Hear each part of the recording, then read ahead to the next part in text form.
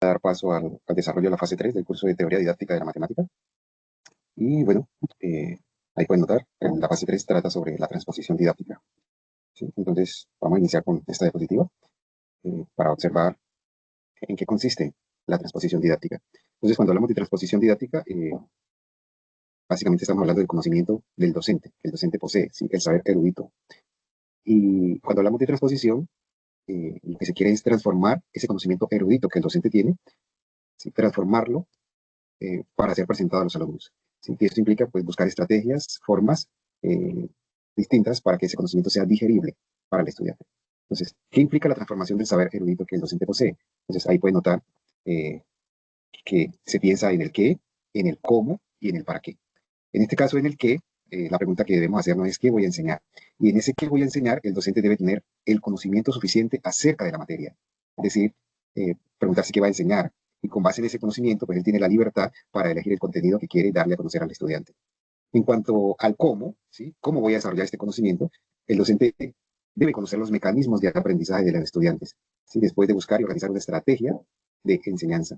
¿Sí? A veces no es fácil, ¿sí? Adaptar cierto conocimiento para que sea comprensible para el estudiante, pero con algo de perseverancia y de paciencia se puede lograr. Entonces, porque hay temas que no son tan fáciles, por decirlo así, de que los estudiantes lo asimilen de una vez, de una primera, pero se pueden buscar las formas, ¿sí? Las estrategias para que ese conocimiento sea fácil de entender.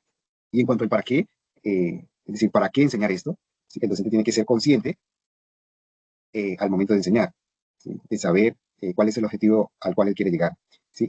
Y debe tener presente cuáles son esos conocimientos previos que el estudiante debe tener y según lo que él vaya a presentar, ¿sí? Hilar esos conocimientos previos que tiene el estudiante con los conocimientos nuevos que él le va a ofrecer, ¿sí? Es decir, esos conceptos y esos saberes y habilidades que se pretende que el estudiante llegue a tener al finalizar el desarrollo de ese tema.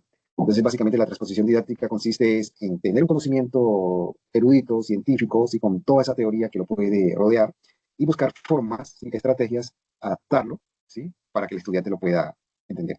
¿Sí? Entonces, y hay que tener en cuenta el conocimiento previo que el estudiante tiene, ¿sí? Hilarlo con el nuevo conocimiento, los nuevos conceptos e ideas que se le van a entregar.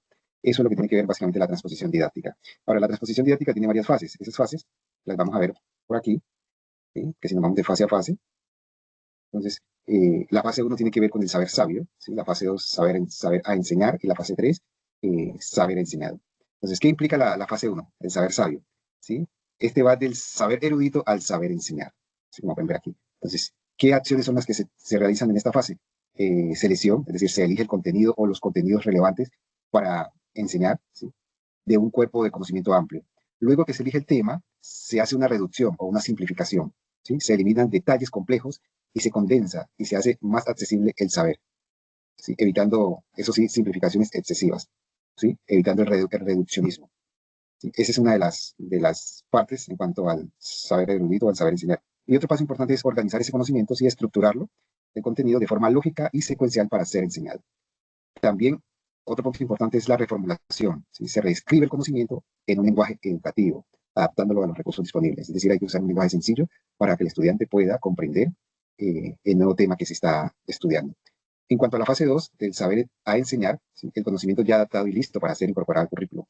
¿Qué implica esa transición interna, ¿sí? Que va del saber a enseñar al saber enseñado? Entonces, ¿qué puntos se tienen aquí en cuenta? Contextualización, ¿sí? Se relaciona el saber con ejemplos y situaciones significativas para los estudiantes. Otro punto importante en la fase 2 es la adaptación didáctica. Se crean estrategias, actividades y materiales específicos para el aula. Eh, Pasamos a la fase 3, ¿sí? El saber enseñado. Eh, Aquí el conocimiento que realmente se imparte y recibe en el aula, pensando en las fases de una secuencia didáctica, ¿sí? Inicio, desarrollo y cierre. Por poner un ejemplo, podemos decir que el saber erudito, tocando el tema de las funciones trigonométricas, que a veces se les dificulta mucho a los estudiantes, ¿sí? Estamos hablando de estudiantes ya en noveno, 10 y 11, en la media, abordar el tema de funciones trigonométricas, seno, coseno, tangente. Entonces, eh, el saber enseñar, ¿sí? Se escoge estos temas, se puede tocar temas previos o más sencillos antes de llegar a las funciones trigonométricas, por ejemplo, como lo que es el triángulo, el círculo unitario, ¿sí? Podemos hablar de la trigonometría del triángulo, ¿sí? Sus puntos notables, y teniendo en cuenta ya estos conocimientos previos, poco a poco lo vamos introduciendo al tema de las funciones trigonométricas, ¿sí? Saber enseñado, ¿qué herramientas podemos usar? ¿Sí? Mapas conceptuales, tal cual como el que mostré en el slide anterior. actividades gamificadas, textos simplificados y actividades para que el alumno comprenda los conceptos clave, ¿sí? Básicamente, yo diría que matemáticas uno trata mucho de ideas y conceptos, ¿sí? Y es importante cuando uno empieza un tema nuevo, abordarlo con un glosario de términos de los temas o conceptos que se van a tratar en determinada temática. Entonces, esto es lo que tiene que ver en cuanto a las fases de la transposición didáctica. Ahora voy a pasar a ver cómo se haría para desarrollar el tema de, por ejemplo, el teorema de Pitágoras, ¿sí? Donde sabemos que este teorema es uno de los más conocidos, ¿sí? Donde se expone que a al cuadrado es igual a b al cuadrado más c al cuadrado, ¿sí? Entonces, ¿cómo abordaría yo este tema en clase? Es la pregunta.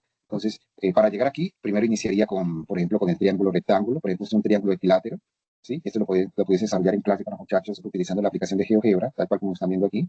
Entonces, este triángulo rectángulo le permite al estudiante identificar esos puntos notables en el mismo, ¿sí? Con movimientos. Por ejemplo, aquí él puede darse cuenta, observen que yo le estoy dando movimiento a este objeto matemático que es un triángulo, ¿sí? Y aquí puedo notar esos puntos notables como son el circuncentro, el incentro y el baricentro. Y también tenemos el ortocentro.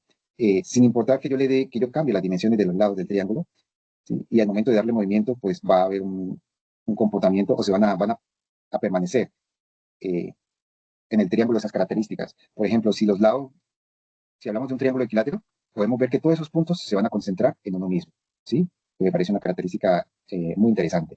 En la medida que yo modifique los lados de un triángulo, miren que ahí me voy acercando, ahí se puede observar la recta de Euler, ¿sí? Siempre hay unos puntos que están eh, colineales, como lo es el circuncentro, el incentro y el ortocentro, ¿sí?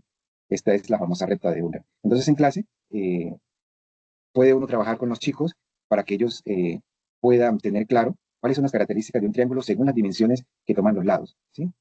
Y podemos ver que hay una circunferencia inscrita, ¿sí? En este objeto. Entonces, en un triángulo rectángulo se les puede demostrar, por ejemplo, eh, que el circuncentro eh, equivale al radio de esta circunferencia, ¿sí? Y si yo inscribo una circunferencia dentro del triángulo, podemos ver que el radio es el incentro, ¿sí? Entonces uno puede resaltarle estos puntos notables jugando tanto con el triángulo rectángulo como con una circunferencia inscrita. Podemos ver que esta circunferencia que pasa por el circuncentro, este es el diámetro, mejor dicho, ¿sí? El diámetro pasa por el circuncentro, ¿sí? Entonces, hay muchas cositas que uno puede analizar con ellos en clase, trabajándola con aplicaciones, por ejemplo, como GeoGebra, que nos permite hacer un análisis o un estudio de geometría con movimiento, lo que llamamos geometría dinámica. ¿Sí? Esto por un lado. También puedo, por ejemplo, con este triángulo, no, digamos acá tengo el cálculo del número pi, ¿sí? Que también era otro tema que se podía abordar de manera rápida, lo que mencionar, es decir, cómo puedo yo calcular el número pi o cómo se calculaba anteriormente, que básicamente, sí, en los primeros intentos se usó por método de agotamiento. ¿Y en qué consiste el método de agotamiento para yo calcular el número pi? Que hoy en día pues, es tan fácil hacerlo. ¿Sí? En la medida que yo aumento los lados del polígono de esta circunferencia, pues me va a ser más fácil llegar al, al número exacto de pi. Entonces, en este caso tenemos seis lados, ¿sí? Si yo lo aumento, podemos ver que el número de pi acá abajo, ¿sí? Se va ajustando a lo que a esa constante que conocemos hoy, que es 3.14. Entonces, en la medida que yo aumento, miren que voy en 59, 64 lados, ¿sí? Y ya tengo una aproximación buena que es 3.14. ¿Sí? Si yo creo más segmentos, ¿sí?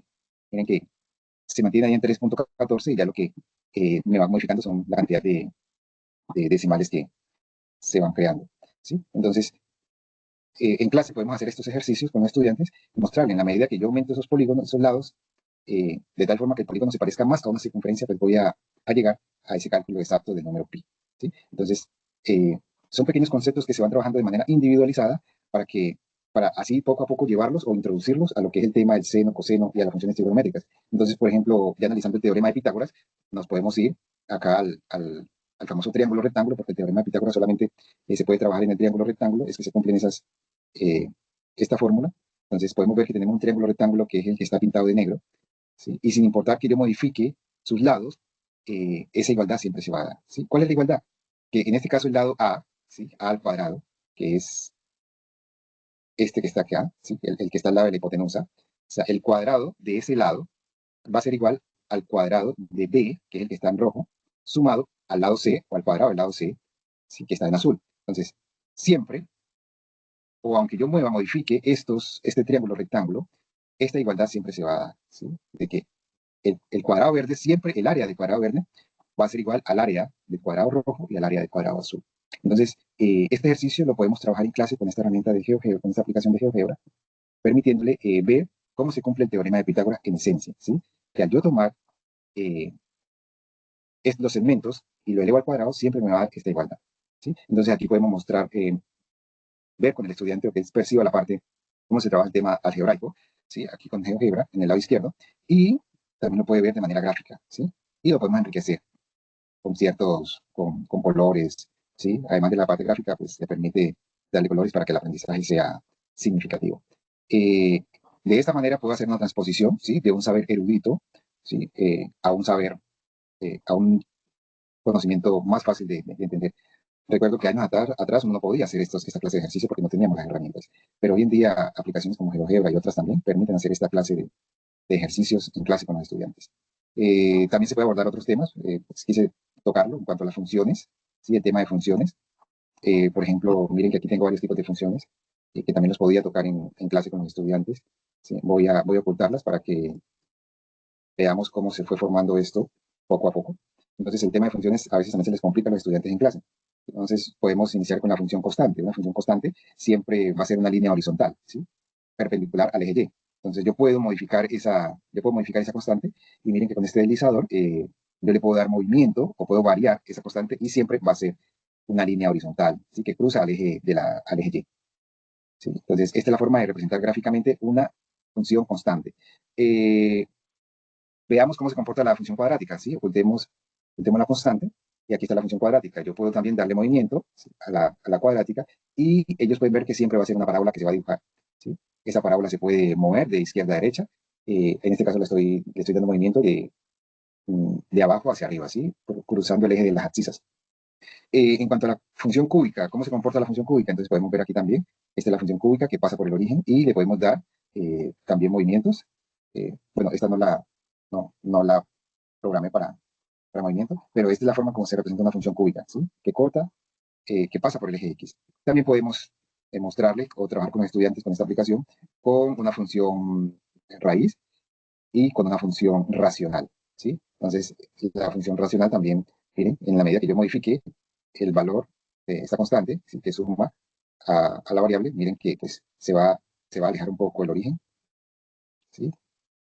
Y esto me permite, pues, que al tocar esos temas en clase con los estudiantes, puedan ver el comportamiento de estos objetos matemáticos cuando uno les agrega movimiento. Y esa es una de las bondades que le permite a uno GeoGebra tener al momento de desarrollar las clases con ellos, ¿sí? Entonces, eso era en cuanto al tema que quería desarrollar, ¿sí? Que básicamente era pues, el tema de teorema de Pitágoras.